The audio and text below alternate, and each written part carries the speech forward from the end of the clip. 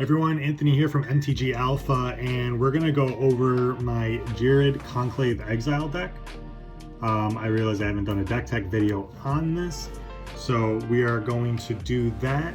I don't usually play green or like rule colors, so this deck is pretty fun, and I found that it's just, you know, based on what this deck does, it happens to just be fun enough for me to play these colors. So Ghired Conclave Exile is a 5 mana, 2/5.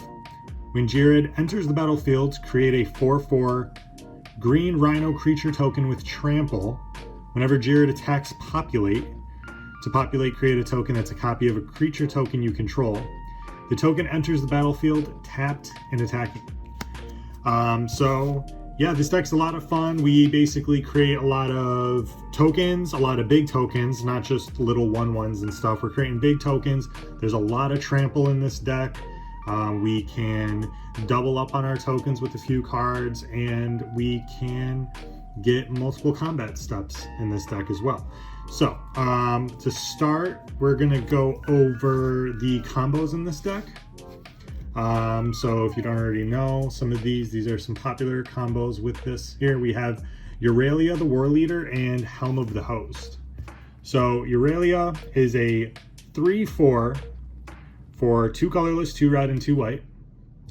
She is flying, vigilance, and haste. Whenever Aurelia attacks, for the first time each turn, untap all creatures you control. After this phase, there's an additional combat phase.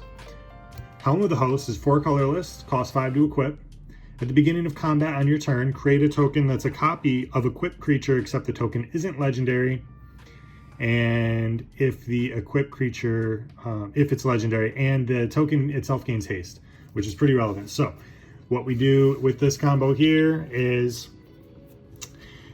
we create, at the beginning of combat on our turn, we create a token that's a copy of Aurelia, since we have her equipped with the helm. And then we go to combat, we attack with the token. Then we get to untap all of our creatures, and then there's an additional combat phase, and then it just keeps happening. So then we continue to get the tokens, and then we're attacking with the new token that way, because that token would be the first one to attack each turn. So infinite combat, and also with haste and flying and vigilance and everything, pretty nice. Creating lots of tokens in this deck. Helm of the Host is a great card, and so is Aurelia just by themselves. The other combo we have here would be Breath of Fury. This works with Ghired and anything that gives our creatures haste. So Breath of Fury is a 4 mana enchantment. When enchanted creature deals combat damage to a player, sacrifice it and attach Breath of Fury to a creature you control. If you do, untap all creatures you control, and after this phase, there's an additional combat phase. So we want to make sure we have some haste. So we can get haste with Hammer of Perforos, 3 mana, artifact, enchantment, creatures you control have haste. We could also pay 3, tap it, sack the land, and then create a 3/3 Golem enchantment artifact creature token, which is pretty nice, especially in this deck. And then there's Rising of the Day, which just replaced Fervor in this deck. It's subjectively better, right? It costs the same, 2 and a red. Creatures you control have haste. Legendary creatures you control get +1/+0, which is nice because Ghired is only a 2/5. I mean, the 5's nice, but pretty low power. So what we do with this is, say we have haste because of one of these cards that are out. Ghired attacks. We want to make sure we have a token, so we want Ghired and the token that this is attached to attack. So here we have our rhino. All right, so we go to our combat phase. Then we attack with both of these. On attacks, Ghired creates another token. Go ahead and grab another one of those. All right, so then Ghired creates another token that's after attacking.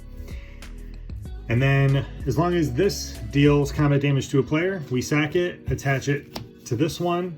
There's another combat phase, and then we go to attack, and then we do it again, and infinite tokens, combat phases.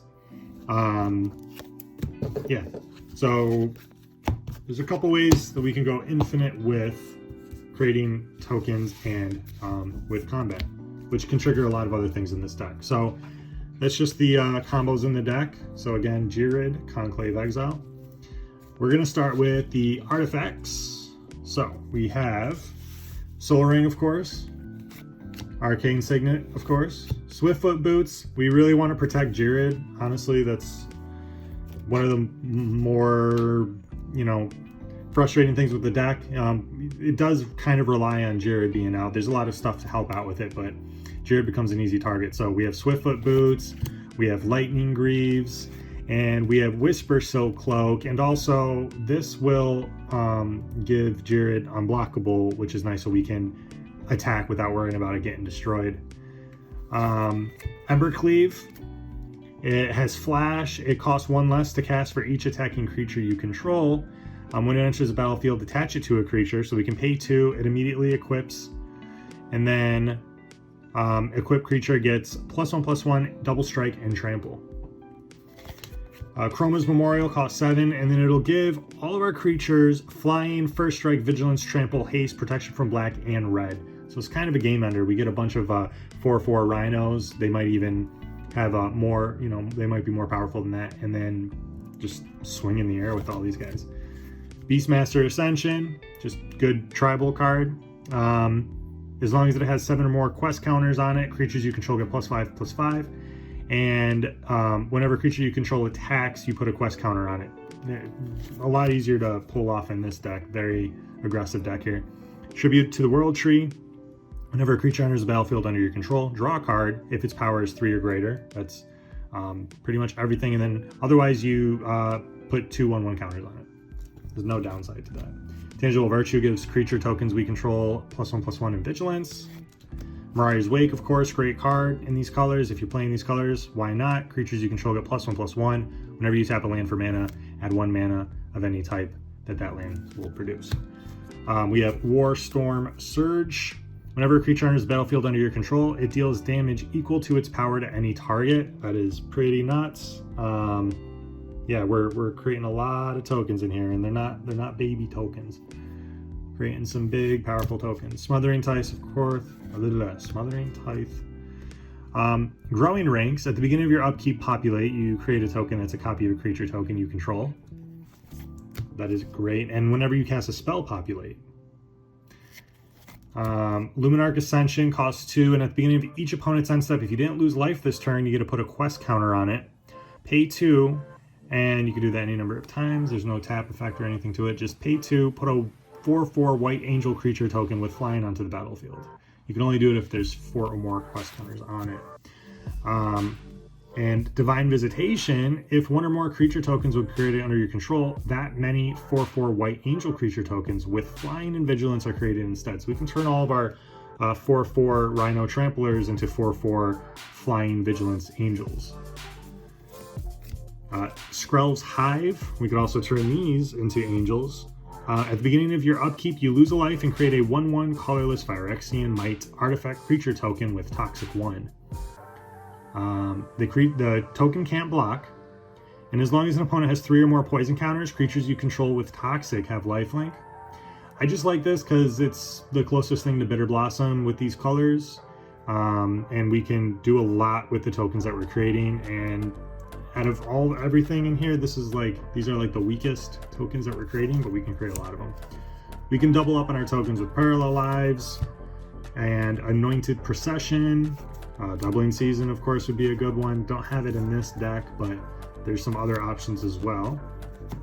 For ramp, we have Farseek, and we have some interaction here with Path to Exile. So these are getting into the instants and sorceries. Wear and Tear, really good. You can pay 2 to destroy target artifact at instant speed, or pay 1 to destroy target enchantment at instant speed, or you can pay 3 and do both. We have Swords to Plowshares, Enlightened Tutor, to tutor up an artifact or enchantment. There's a lot of good enchantments in this deck, so we want to get like Parallel Lives out or something like that. Aladomri's Call, search your library for a creature card, reveal it, put it into your hand, and shuffle for 2 at instant speed. It's pretty good. Hour of Reckoning, destroy all non-token creatures. It costs 7, but we can tap creatures to pay for the colorless, so this could cost 3, and then destroy everything except for our tokens, which is really, really good. A lot of synergy there. Boros Charm, instant speed, we could deal 4 to target player. Permanents you control get indestructible until end of turn, which is great, and then target creature gains double strike until end of turn, which could also do a lot of damage. Second Harvest, for each token you control, create a token that's a copy of that permanent. It's fantastic. We can create a 5/5 green worm creature token with Trample for 5 at instant speed. So it's actually kind of cool that we can use this on our opponent's turn in response to being attacked. A 5/5 is a pretty good blocker, especially if you're not expecting it. Galadrim Ambush. This is like that arachnophobia, whatever it's called, that spider card. Very, very, very similar, except that card's very expensive. This is a 4 mana instant, create X 1/1 green elf warrior creature tokens where X is the number of attacking creatures. Prevent all combat damage that would be dealt this turn by non-elf creatures. So we can just throw a bunch of elves out there, and then even if they're like a 20/20 or something, whatever, something crazy, our elves won't be dealt that damage, and it's just really, really good blockers and tons of tokens that we could just generate. Teferi's Protection, to phase everything out. Our life total can't change. Add instant speed for 3. Achroma's Will, it's such a good card. I've never been on the receiving end of this and thought I can, handle it. It's kind of stressful when someone plays this against you. It's 4 instant speed. If you control your commander, you can choose both of these options. Otherwise, creatures you control gain flying, vigilance, and double strike until end of turn, or creatures you control gain lifelink, indestructible, and protection from all colors until end of turn. Very similar to Chroma's Memorial. Very, very good instant speed card. Birds of Paradise. All right, so now we're getting into our creatures here. Birds of Paradise, of course, tap for any color. Toski, Bearer of Secrets. Whenever a creature you control deals combat damage to a player, draw a card. It costs 4, it has indestructible, it can't be countered, and it attacks each combat if able. Asika's Chariot. This is pretty much like Ghired. It's very similar to our commander. When it enters the battlefield, create 2 2/2 green cat creature tokens instead of 1 4/4 rhino. Whenever it attacks, create a token that's a copy of a token you control. But same thing as Ghired, except this costs less, it's less restrictive to play, but you do have to crew it for 4. Luckily, when it enters, you have just enough power to crew it. So to crew, if you don't already know, you tap any number of creatures with total power, whatever the number is, in this case 4, and then now with those being tapped, this vehicle can now operate as a creature until end of turn. Elder Gargaroth, I mean, why not? But it is also has its own synergy here. 5 mana, 6/6, Vigilance, Reach, Trample. A lot of Trample going on in this deck. Whenever Elder Gargaroth attacks or blocks, we can choose 1, create a 3/3 green beast creature token, gain 3 life, or draw a card. This deck does do decent with gaining life. I took out some of the cards. I know the Precon itself does pretty well gaining life, especially with Tristani and things like that. But Orin Frostfang, such a good card. 5 mana, 2/6. Attacking creatures you control have Death Touch, and whenever a creature you control deals combat damage to a player, draw a card. A lot of card draw in this deck. Giant Ataphage, 5 and 2 green, so it's 7 for 7. It's a 7/7 for 7. It has Trample, go figure, and when it deals combat damage to a player, create a token that's a copy of it. It's a big Trample Scoot Swarm sort of reminiscent ability. Dragon Master Outcast 1, a 1/1 for 1. At the beginning of your upkeep, if you control 6 or more lands, create a 5/5 dragon creature token with flying. Terror of the Peaks, 5/4 for 5. It's a flyer. Spells your opponents cast that target Terror of the Peaks cost an additional 3 to cast. Whenever another creature enters the battlefield under your control, Terror of the Peaks deals damage equal to that creature's power to any target. Kind of does a lot in itself. It's a 5/4 too with flying. So yeah, as you can tell, we have some dragon themes going on here. Uthrar Hellkite. Whenever a dragon you control attacks, create a 6/6 red dragon creature token with flying. I love leaning into, we have like angels and dragons and rhinos and things like Trample and things like Vigilance. And, it's pretty cool. Solitude, it's 3/2 for 5, flash, lifelink. When it enters the battlefield, exile up to one other target creature. That creature's controller gains life equal to its power. So it's like a path to exile. And we could exile a white card from our hand to play it for its evoke. So that's not bad. Got Eternal Ketra. Whenever you cast a creature spell, create a 4/4 black zombie warrior creature token with Vigilance. Whenever Ketra dies, or is put into exile from the graveyard, you can put it into your library third from the top. So more token generating with that. Nesting Dovehawk, really cool card that kind of came out of nowhere. At the beginning of combat and your turn, populate. So create a token that's a copy of a creature token you control. At the beginning of your turn, that's great. Beginning of combat. And then whenever a creature token enters the battlefield under your control, put a 1/1 counter on it. And it's a 2/2 with flying, and this thing can get pretty big pretty quick. Mondrak Glory Dominus. This is nuts. If one or more tokens would be created under our control, twice that many are created instead.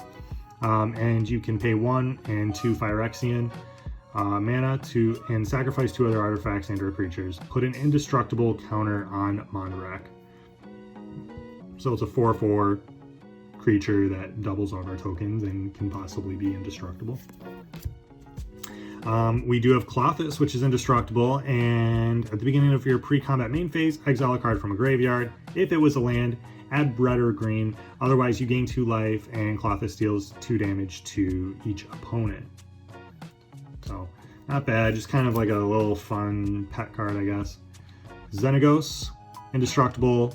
At the beginning of combat on your turn, another target creature you control gains haste and gets +X/+X until end of turn, where X is that creature's power. This synergizes with those combos that we went over in the beginning of the video.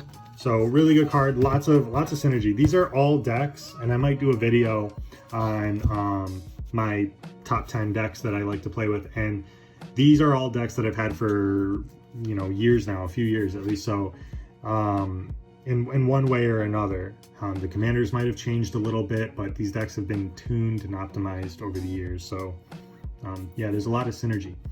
Rise the Redeemed, 1 mana, 1/1. We can pay 3, tap it to create a 1/1 Elf Warrior creature token. We can pay 6 and tap it to create a copy of every token that we control, every creature token. Shalai gives you and planeswalkers you control and other creatures you control hexproof. It's a flyer, it's a 3/4, and we could pay 6 any number of times to put a 1/1 counter on each creature you control. Armanda Worm, ETB gets a 5/5 worm with trample. Itself is a 5/5 worm with trample. Amara, prevent all damage that would be dealt to creature tokens you control. This is all, this is in the pre-con. There's still a good amount of cards in this deck that are from the pre-con. Domri, Planeswalker, you can +1 to add red or green. If it's spent on a creature, it gains Riot, so it gains haste or gets a +1/+1 counter. -3, look at the top 4 cards of your library. You can reveal up to 2 creature cards from among them. Put them into your hand, put the rest in the bottom in any order. You get an emblem for its ultimate here. At the beginning of each end step, create a 4/4 red and green beast creature token with trample. Beginning of each end step. Huatli, Radiant Champions, really good for card draw. We can +1 and put a loyalty counter on Huatli for each creature you control, which is going to be a lot. And then we can immediately just, skip over this middle part and go to its ultimate ability and get the emblem that says whenever a creature enters the battlefield under your control, you may draw a card. Its middle ability is the target creature gets +X/+X till end of turn, where X is the number of creatures you control. So all of those are great, all those are relevant, and the ultimate's actually very easy to hit, like every time. Vivian, Monster's Advocate. You may look at the top card of your library at any time. You may cast spells, creature spells from the top of your library. You can +1 to get a 3/3 green beast creature token, and you could put your choice of a Vigilance, Reach, or Trample counter on it. when you cast your next creature spell this turn, search your library for a creature card with lesser CMC, put it onto the battlefield, then shuffle your library. So actually very, very good to hit that -2 ability right off the bat. So our next Planeswalker here is Ghired. We can create a 3/3 beast token. We can -3 to draw cards equal to the greatest power. On average, you know, that's a solid 4. So -3, draw 4 for 5, and we still have our, well, if it's the first turn, he's gone, but we can -6 and create a 6/6 green worm creature token for each land you control. Oh. And then, wow, we went through that pretty quickly. 3 visits. Did we? Oh, that's just, okay, 3 visits. That's another ramp card we have. Kind of got mixed up in there. Yeah, the deck is very straightforward, as you can tell. I mean, this is one of the quicker deck tech videos. We're just creating tokens, and a lot of tokens have trample. We're going wide with big creatures. So yeah, it's pretty fun. And then for our lands here, we do have a decent amount of lands. We have a mountain, a plains, and then we have 2 forests for our basics. Flagstones of Trakir, Yavimaya to give all of our, each land is a forest in addition to its other types. There's no forest walking here, but still pretty good. Mosswort Bridge comes in the battlefield tapped. Look at the top 4 of your library. Exile 1 face down, put the rest in the bottom of your library. You can pay a green and tap it. You may play the exile card without paying its cost if creatures you control have a total power 10 or greater, which is right off the bat. Dryad Arbor, we have our fetch lands here, our slow fetch Mountain Valley, regular fetch Wooded Foothills, Arid Mesa, Windswept Heaths. That covers all the colors. Grasslands, another slow fetch here. And then we have our dual colored lands. So we have our red greens, we have Clifftop Retreat, Sacred Foundry, we have our red whites, Filter lands, Pain lands, and then we have our green whites.